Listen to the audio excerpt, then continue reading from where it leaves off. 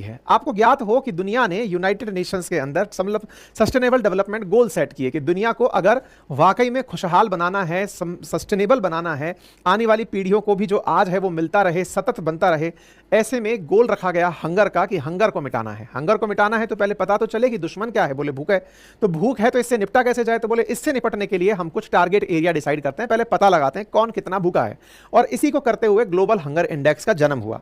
इस global hunger index में भारत को सीरियस कैटेगरी का भूखा बताया गया है कि भाई साहब इंडिया वाले बहुत ज्यादा भूखे हैं, और हमारे आस पड़ोस के जो देश हैं या फिर डेवलप्ड कंट्रीज हैं उनमें से कई देश काफी अच्छी स्थिति में हैं, बोले इनको कोई टेंशन नहीं है, इनके पेट भरे हुए हैं। आपको यह जानना होगा कि अल्टीमेटली ये चेक कैसे करते हैं कि आप कितने भूखे हैं, इनका जांच करने का तरीका क्या है, क्योंकि अल्टीमेटली केवल इतना सा कह देना कि हाँ भाई भूखे हो, इससे तो आंकड़े तैयार नहीं किए जाते होंगे। तो फिर ये क्या क्या मानते हैं, सारी बातें मैं डिटेल में बताता हूं। पहले के लिए फिलहाल आंकड़े जान लो, कौन सी संस्था है जो इसे निकालती है ये जान लो, इसका इंपैक्ट क्या है, सारी बातों की चर्चा कर लेते हैं। तो फिलहाल हम 127 देशों में 105वें स्थान पर आए हैं। लास्ट ईयर हमारी रैंक 111 थी, हमने तुलनात्मक रूप से सुधार किया है। 111 थे हम 125 देशों में। 2022 में हम 121 देशों में 107वें नंबर पर थे, तो तुलनात्मक रूप से रैंक में कुछ सुधार इन्होंने दिखाई है। अब जैसे होता है ना कि आपकी रैंक ये आई, अब जरूरी नहीं है कि आपके नंबर कितने आए हों, जैसे इसको आसान करके समझते हैं। 100 नंबर का पेपर था, 100 नंबर में से 50 नंबर पाने वाला बच्चा रैंक 1 पर हो सकता है।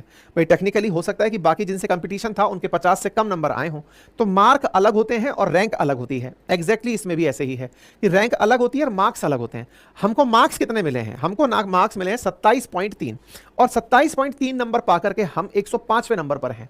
तो सर हमारे नंबर बढ़ने चाहिए थे कि घटने चाहिए थे, मतलब रैंक सुधारने के लिए क्या होगा, तो यहां पर रिवर्स चलता है। अगर आपके नंबर घट रहे हैं, यानी कि 27.3 अगर आपको स्कोर मिला है, अगर आप इसको 27.3 की जगह 26.3 कर लिए होते तो आपकी रैंक इंप्रूव हो गई होती, यानी कि आपका नंबर घटना यहां पर रैंक भी सुधारता है। ठीक है, अगर आप लेकर के इसको 5 तक पहुंच गए तो हो सकता है आप टॉपर कंट्री में आ जाएं, यानी कि आप उन देशों में शामिल हो जाएं जिनके पास भुखमरी नहीं है। ठीक है, पाकिस्तान और अफगानिस्तान केवल वो दो देश ऐसे हैं जो तुलनात्मक रूप से हमारे आसपास हैं। इस लिस्ट में हमें 27.3 नंबर मिले हैं। अगर हमारा आंकड़ा 35 नंबर क्रॉस कर जाता, यानी कि इस पेपर में आप 35 नंबर पा गए होते तो आपकी स्थिति चिंताजनक अलार्मिंग हो जाती, और अगर आप 50 से ज्यादा नंबर पा गए होते तो आप एक्सट्रीम अलार्मिंग सिचुएशन में पहुंच जाते।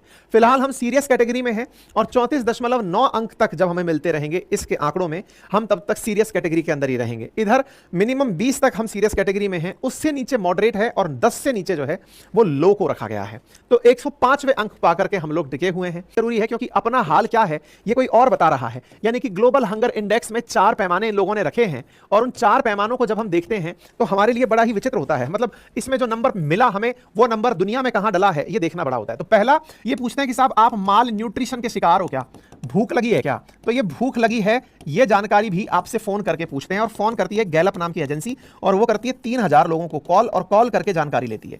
यहां से इसका कितना स्कोर होता है, आपके 100% स्कोर में 1/3 ये मैटर करता है। इसके बाद नंबर 2 पर मतलब मैटर करता है, और वो है चाइल्ड स्टंटिंग। और चाइल्ड स्टंटिंग के अंदर क्या होता है कि बच्चे को अपनी उम्र के हिसाब से हाइट मिली कि नहीं मिली। 5 साल तक का अगर कोई बच्चा है और उसकी जो हाइट है वो हाइट 5 साल के औसत बच्चे जितनी है कि नहीं है, उसको चाइल्ड स्टंटिंग कहा गया है। ये 1/6 अंक लेता है, यानी कि 100 नंबर के पेपर में ये 1/6 हिस्सा इसका है, मतलब कि 17-18 नंबर के आसपास इसको मैटर मिलता है। तीसरा टाइटल है चाइल्ड वेस्टिंग, और चाइल्ड वेस्टिंग के अंदर भी कहा गया है कि 5 साल के बच्चे में 5 साल के बच्चे जितना वजन है कि नहीं है, तो वो 5 साल के बच्चे का जो वजन है उसको नापता है। इसको भी 1/6 हिस्सा दिया गया है इस चीज के अंदर। और चौथा हिस्सा दिया गया है चाइल्ड मोर्टेलिटी का। यह आंकड़ा ही केवल एक ऐसा आंकड़ा है जिससे आप देश का वाकई में सेहत जांच सकते हो, और इसको 1/3 नंबर दिया गया है, मतलब कि 1000 जीवित बच्चों में से 5 साल तक पहुंचते हुए कितने बच्चे मर गए, और यह आंकड़ा हमारा बहुत कम है, 2.9 के आसपास हमारा यह आंकड़ा पहुंच चुका है। ठीक है, अच्छा ऐसे में अब आप सोचिए 1/3, 1/6, 1/6, 1/6, 1/3, ठीक है, ये तो फोन करके पूछ लिया। इन दोनों को नापने का तरीका कि साहब आपके बच्चों की हाइट कम है, भाई हमारे पूरे देश में आप कैसे इस चीज को जज कर लोगे कि कौन सी तरफ की हाइट अच्छी है। हमारी सेना तक में भी इस चीज का ध्यान रखा जाता है कि कौन से क्षेत्र के लोगों की हाइट कम होती है, और उनके हिसाब से उनके क्राइटेरिया को भी कम रखा जाता है कि हाँ भाई इनके लिए इस हाइट के क्राइटेरिया को कम रखा जाएगा। लेकिन इन्होंने एक जर्नलाइज क्राइटेरिया बना दिया। ऐसे ही चाइल्ड वेस्टिंग मतलब वजन भी हमारे देश में अलग अलग क्षेत्र के लोगों में अलग अलग होता है। मैंने जैसे आपसे शुरुआत में कहा, उत्तर भारत की तरफ हरियाणा, पंजाब, राजस्थान, यहां आप आएंगे तो लोगों की हाइट भी और वजन भी तुलनात्मक रूप से ज्यादा मिलता है। वहीं पूर्वोत्तर की तरफ आप चलेंगे तो लोगों का शरीर पतला है और लोगों की हाइट कम है। ऐसे में ये चाइल्ड वेस्टिंग के अंदर सैंपल को आप कैसे काउंट करेंगे? हमारा देश दुनिया के और देशों की तरह एकदम मतलब यूनानिमस नहीं है, हमारे यहाँ डाइवर्सिटी बहुत ज्यादा है, हर तरह की डाइवर्सिटी है, लेकिन ये सब इसको भी मानते हैं। फिर है चाइल्ड मोर्टेलिटी, इस आंकड़े को मिला लो पूरे देश में, सरकार को जज करना होता है तो इस आंकड़े पे करो। इंटरेस्टिंग बात क्या है कि इनके आंकड़े बहुत ही ड्रास्टिक तरीके से, हम 55वीं रैंक पर थे 2014 में और अब हम 105वीं रैंक पर हैं। मतलब पहले हम भूखे नहीं थे, अचानक भूखे हो गए। तो अब सोचने वाली बात यह है, अचानक भूखे हो गए तो कहां से पता चला होगा? एक फिगर जो है वो आपके पास ये वाला कि हमारे कितने बच्चे मर रहे हैं, बच्चों के मरने में हमारे कमी आई है, चलो अच्छी बात है। ये जो हाइट घटना है, अब सरकार तो घटाएगी नहीं कि लो आपको क्रैश कर दिया, लेकिन इन समझदारों का क्या कहना है वो सुनो कि बच्चे की हाइट क्यों घटती है या बच्चे का वजन क्यों नहीं बढ़ता। इसके पीछे लॉजिक क्या दिया जाता है कि बोले बच्चा जब पैदा होता है ना तो अपनी मां का दूध पीता है, मां के पास रहता है, जिस तरह का खान पान वो खाएगा उसी से उसकी हाइट और लेंथ मानी जाएगी। ये सच भी है कि स्टंटिंग और वेस्टिंग पे उसके पोषण का बहुत असर पड़ता है। लेकिन क्या केवल पोषण का ही असर पड़ता है? ये बहुत बड़ा कारण है। मान लीजिए कि आपसे ये कहा जाए कि जिस क्षेत्र में बच्चों की हाइट बढ़ती नहीं है आप उनको खूब खिलाकर देख लीजिए, क्या उनकी हाइट बढ़ जाएगी? नहीं, कुछ चीजों में जीन्स का भी फर्क होता है।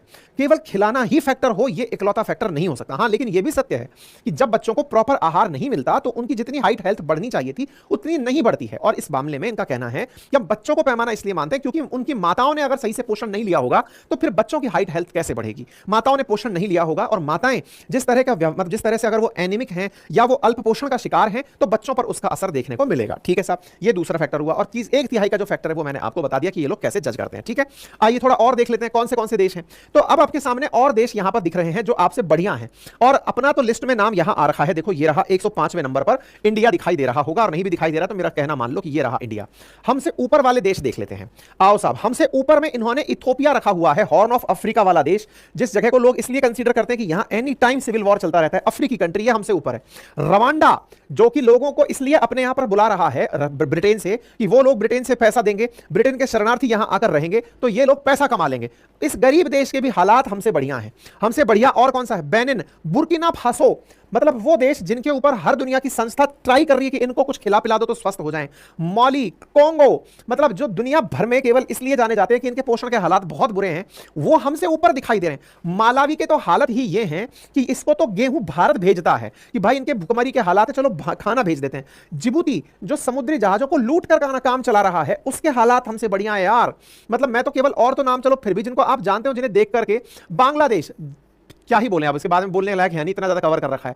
जिनको आप जानते हो उन देशों की अगर मैं बात करूं आपके सामने, म्यांमार पड़ोसी, जब कोई स्थिरता का लेना देना नहीं, ये लोग हमसे ऊपर डले हुए हैं। और तो और ताजिकिस्तान, घाना, इजिप्ट, अफ्रीकी कंट्री, ये हमसे ऊपर डले हुए हैं।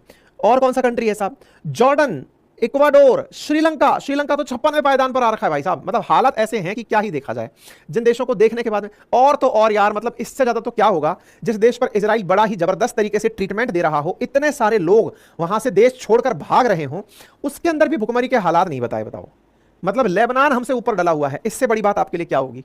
ये बात तो फिर जचने वाली बात तो लगती नहीं है भाई। बाकी तो चलो खैर ठीक है, जिनको आप नहीं जानते, लेकिन जिनकी चर्चा सुनते हैं मैं उनको आपके साथ में लेकर के आ गया हूं। तो अब आपके दिमाग में आएगा कि सर है कौन ये महानुभव जो ऐसी रैंकिंग निकालते हैं? तो भाई साहब ये निकालते हैं wealth, hunger, health concern world wide और international food policy research institute, इनके द्वारा मिलकर के यह रैंक निकाली जाती है। तो भाई साहब इसको 2006 से निकाला जा रहा है। इसको निकालने के लिए अंतरराष्ट्रीय खाद्य नीति अनुसंधान संस्थान, जर्मनी के अंदर स्थित है वेल्थ, हंगर, हेल्थ नाम की संस्थान, इनके द्वारा मिलकर के निकाला जाता है। बच्चों के अंदर ये ग्लोबल हंगर इंडेक्स निकाल करके दुनिया के देशों को बताते हैं कि देखो क्या हो रहा है। 1960 के दशक में बनी हुई ये संस्था थी, जिसमें से जो कंसर्न वर्ल्ड वाइड है ये आयरलैंड की संस्था है और वेल्थ, हंगर, हेल्थ जो है वो जर्मनी की संस्था है। इसके अंदर टीम मेंबर्स में food and nutrition, security, development, economic, political science background के कंसल्टेंट रखे जाते हैं।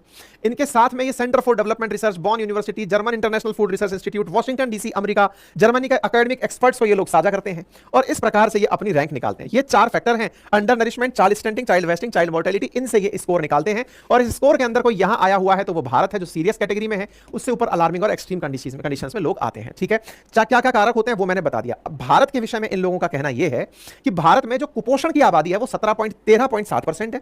5 साल के बच्चे जिनकी हाइट कम रह गई वो 35.5% बच्चे ऐसे हैं जिनकी हाइट कम रह गई। और ये बात सच भी, देखो ऐसा नहीं है, आज के समय पर रियल में ऐसा नोटिस हुआ है, एनवायरमेंटल फैक्टर्स की वजह से बच्चों की हाइट कम रहने लगी है। तुलनात्मक रूप से आप खुद भी नोटिस करते होंगे, एक जनरेशन आपको अब ऐसी दिख रही है जो तुलनात्मक रूप से कम हाइट की है।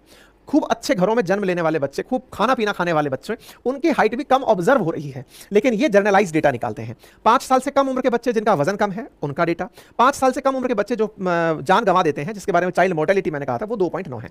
तो हमारे लिए तो इन्होंने साहब ये 3 बड़े फैक्टर ऐसे निकाल दिए जिससे रैंक को उठाकर पीछे डाल देते हैं और हमारे बारे में कहते हैं कि आपकी स्थिति अलार्मिंग है, आप सीरियस कैटेगरी में आते हैं, मतलब सीरियस कैटेगरी में आते हैं और अब आप अलार्मिंग में जा सकते हैं।